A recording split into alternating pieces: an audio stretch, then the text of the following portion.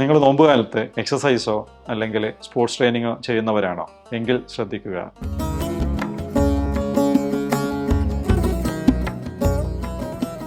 അപ്പോൾ നമ്മുടെ ഇന്നത്തെ വിഷയം റമദാനും എക്സസൈസ് അല്ലെങ്കിൽ സ്പോർട്സ് ട്രെയിനിങ് എന്നുള്ളതാണ്. നമുക്കറിയാം, നമ്മൾ പല ആളുകളും റമദാന് മുമ്പ് എക്സസൈസ് ചെയ്യുന്നവർ അല്ലെങ്കിൽ സ്പോർട്സ് ട്രെയിനിങ് ചെയ്യുന്നവരായിരിക്കും. അപ്പോൾ പലപ്പോഴും പല ആളുകൾക്കും സംശയം ഉണ്ടാവാം, റമദാനിലും ഇതേ തരത്തിൽ തന്നെ എക്സസൈസ് അല്ലെങ്കിൽ സ്പോർട്സ് ട്രെയിനിങ് ചെയ്യാമോ എന്നുള്ളത്.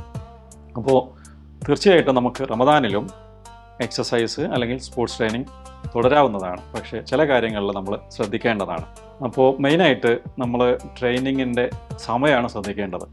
അപ്പോൾ നമുക്കറിയാം, നമ്മൾ റമദാനിൽ ട്രെയിനിങ് ചെയ്യാൻ ഏറ്റവും അനുയോജ്യമായ സമയമെന്ന് പറഞ്ഞത് 1-2 മണിക്കൂർ ഇഫ്താറിന് മുൻപെയാണ്. കാരണം എന്താണെന്ന് വെച്ചാൽ, നമ്മൾ ഈ ട്രെയിനിങ് ചെയ്ത് കഴിഞ്ഞ ഉടനെ തന്നെ നമുക്ക് നന്നായിട്ട് വെള്ളം കുടിച്ചിട്ട് അല്ലെങ്കിൽ ഭക്ഷണം കഴിച്ചിട്ട് നമ്മുടെ എനർജി സ്റ്റോർ അല്ലെങ്കിൽ ഫ്ലൂയിഡ് സ്റ്റോറൊക്കെ റീപ്ലെനിഷ് ചെയ്യാൻ പറ്റുന്നതാണ്. അതുപോലെ തന്നെ സ്ലീപ്പിനെ ബാധിക്കുകയും ചെയ്യില്ല.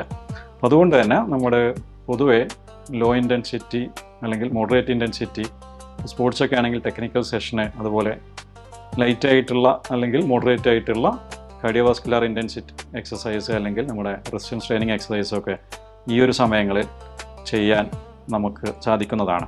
അടുത്ത സമയം എന്ന് പറയുന്നത് നമ്മുടെ ഇഫ്താറിന് 3 മണിക്കൂർ ശേഷമാണ്. ഈ ഒരു സമയമാണ് ശരിക്ക് നന്നായിട്ട് റെക്കമെൻഡ് ചെയ്യുന്നത്. കാരണം എന്താണെന്ന് വെച്ചാൽ, നമുക്ക് എക്സസൈസിനിടയിൽ തന്നെ നന്നായിട്ട് ഹൈഡ്രേറ്റ് ചെയ്യാനും ഫുഡ് സപ്ലിമെൻറ്റേഷനും പറ്റുന്നതാണ്. പക്ഷേ ഇതിൻ്റെ ആകെ ഒരു പ്രശ്നം എന്താണെന്ന് വെച്ചാൽ, ഉറക്കിനെ ബാധിക്കുന്നതാണ്. അതുകൊണ്ട് തന്നെ നമ്മൾ ഉറക്കിനെ ബാധിക്കാത്ത തരത്തിൽ ഹൈ ഇൻറ്റൻസ് ആയിട്ടുള്ള എക്സസൈസ് അല്ലെങ്കിൽ പ്രൊലോങ്ഡ് ആയിട്ടുള്ള എക്സസൈസ് ചെയ്യുന്നത് ഒഴിവാക്കുക.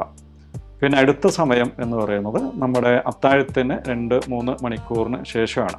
യൂഷ്വലി ഈ ഒരു സമയത്തുള്ള എക്സസൈസ് റെക്കമെൻഡ് ചെയ്യുന്നില്ല. കാരണം എന്താണെന്ന് വെച്ചാൽ, അത് നമ്മുടെ റിക്കവറീനെ, കാരണം നമുക്ക് ഭക്ഷണമായിട്ടോ അല്ലെങ്കിൽ വെള്ളമായിട്ടോ നമുക്കൊന്നും റീപ്ലെനിഷ് ചെയ്യാൻ പറ്റാത്തതുകൊണ്ട് ഇത് യൂഷ്വലി റെക്കമെൻഡ് ചെയ്യുന്നതല്ല.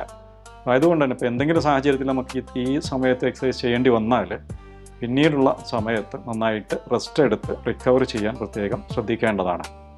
അടുത്തതായിട്ട് നമ്മൾ ശ്രദ്ധിക്കേണ്ടതെന്ന് വെച്ചാൽ ഫ്രീക്വൻസിയാണ്. ഇപ്പോൾ നമുക്കറിയാം, ചില ആളുകൾ, പ്രത്യേകിച്ച് നമ്മൾ അത്ലറ്റ്സ് ഒക്കെ ആണെന്നുണ്ടെങ്കിൽ ദിവസത്തിൽ 1-2 തവണ ട്രെയിൻ ചെയ്യുന്ന ആൾക്കാരായിരിക്കും. അപ്പോൾ ഒരു ദിവസത്തിൽ തന്നെ 2 തവണ ട്രെയിൻ ചെയ്യുന്ന ആളുകൾ ശ്രദ്ധിക്കേണ്ട കാര്യം എന്ന് വെച്ചാൽ, ആദ്യത്തെ സെഷൻ നമ്മുടെ നേരത്തെ പറഞ്ഞതുപോലെ ഇഫ്താറിന് 1-2 മണിക്കൂറിന് മുമ്പേ ട്രെയിൻ ചെയ്യാൻ ശ്രദ്ധിക്കുക.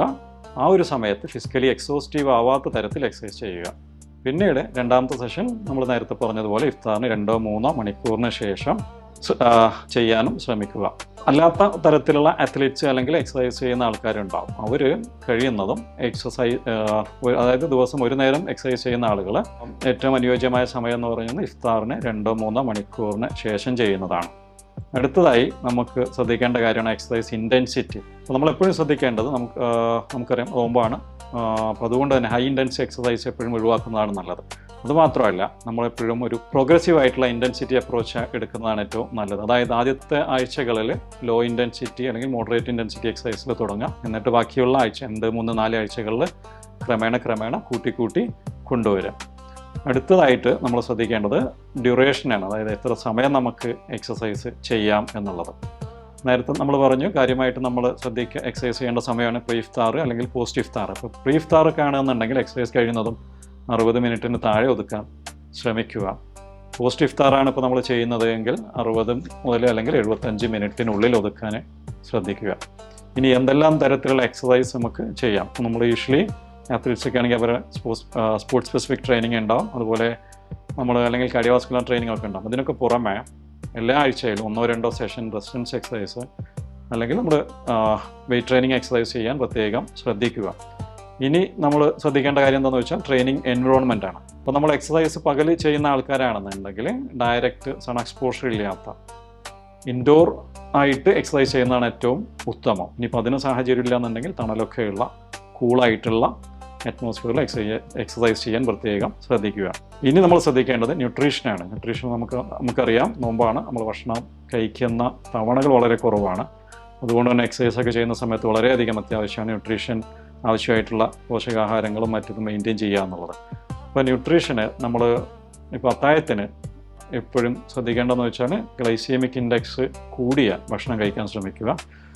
അതുപോലെ ഇഫ്താറിൻ്റെ സമയത്ത് മിക്സ്ഡ് ആയിട്ട്, അതായത് ഗ്ലൈസമിക് ഇൻഡെക്സ് കുറഞ്ഞതും കൂടിയതും മിക്സ് ചെയ്തിട്ട് കഴിക്കാനും ശ്രദ്ധിക്കുക. ഇനിയിപ്പോൾ ആരെങ്കിലും സപ്ലിമെൻറ്റ്സ് എടുക്കാനൊക്കെ താല്പര്യമുള്ളതാണെങ്കിൽ ഒരു ഫിസിഷ്യനായിട്ടോ അല്ലെങ്കിൽ ഡയറ്റീഷ്യനായിട്ടോ ഒക്കെ കൺസൾട്ട് ചെയ്തതിന് ശേഷം എടുക്കുക. അടുത്തതായിട്ട് ഹൈഡ്രേഷനാണ്. ഹൈഡ്രേഷൻ വളരെ പ്രധാനപ്പെട്ടതാണ്. നമ്മൾ ഇഫ്താറിൻ്റെയും അത്താഴത്തിൻ്റെ ഇടയിൽ പരമാവധി ഹൈഡ്രേറ്റ് ചെയ്യാൻ ശ്രമിക്കുക. വേണമെന്നുണ്ടെങ്കിൽ ഉപ്പ് പോലത്തെ ആഡ് ചെയ്യുക. നമ്മുടെ ചായ, കോഫി കഴിയുന്നതും ഒഴിവാക്കുക. ഒരു ദിവസം കഴിയുന്നതും 3-4 എക്സസൈസ് ചെയ്യുന്ന ആൾക്കാരൊക്കെ ആകുമ്പോൾ 3-4 ലിറ്റർ വെള്ളം കുടിക്കുക.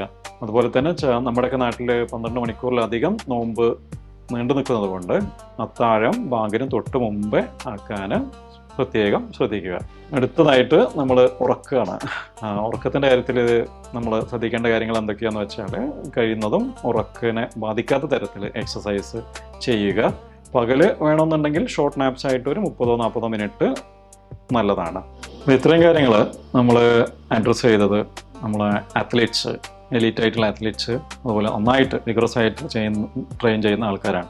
ഇനി അത്ര തന്നെ ട്രെയിൻ ചെയ്യാത്ത ജനറൽ കമ്മ്യൂണിറ്റിയിലുള്ള ആളുകൾക്ക് നമുക്ക് കുറച്ചുകൂടെ ഇൻറ്റൻസിറ്റിയൊക്കെ കുറച്ച് അല്ലെങ്കിൽ സമയമൊക്കെ കുറച്ച് എക്സസൈസ് ചെയ്യാവുന്നതാണ്.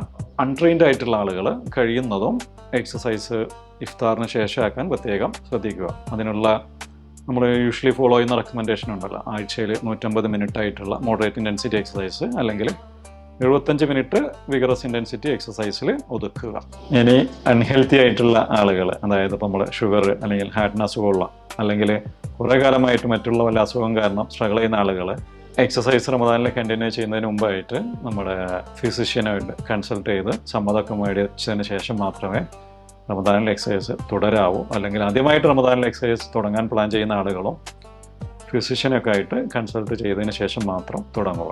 നമുക്കറിയാം റമദാൻ മാസം എന്ന് പറഞ്ഞാൽ ആത്മനിയന്ത്രണത്തിൻ്റെ മാസമാണ്, പ്രത്യേകിച്ച് ഭക്ഷണത്തിൻ്റെ കാര്യത്തിൽ. അപ്പോൾ നമ്മൾ ഈ റമദാനിൽ നേടിയെടുക്കുന്ന ഭക്ഷണത്തോടുള്ള ആത്മനിയന്ത്രണം റമദാനിന് ശേഷവും നമുക്ക് തുടരാൻ ആവട്ടെ എന്ന് ആശംസിക്കുന്നു. അതുപോലെ തന്നെ ഈ വരുന്ന റമദാൻ നല്ല രീതിയിൽ ആരോഗ്യത്തോടു കൂടി അനുഷ്ഠിക്കാൻ സാധിക്കട്ടെ എന്ന് ആശംസിക്കുന്നു. നന്ദി.